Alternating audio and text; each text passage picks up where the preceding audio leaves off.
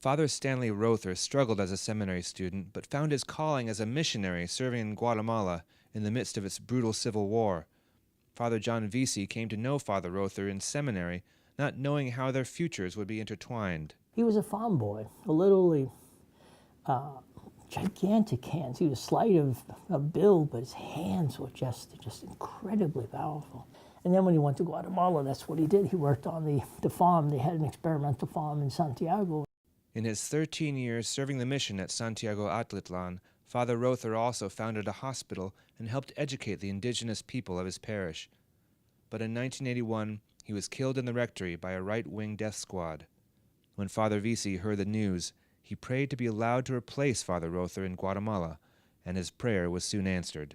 And when I went there and they showed me the spot where, right on the floor, the bullet was, I made that room a chapel, and I put the Blessed Sacraments right over the spot where he had been murdered.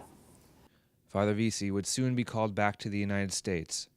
They didn't want to put anybody else's life at risk, and I had been targeted, just the same way as Father Stan had.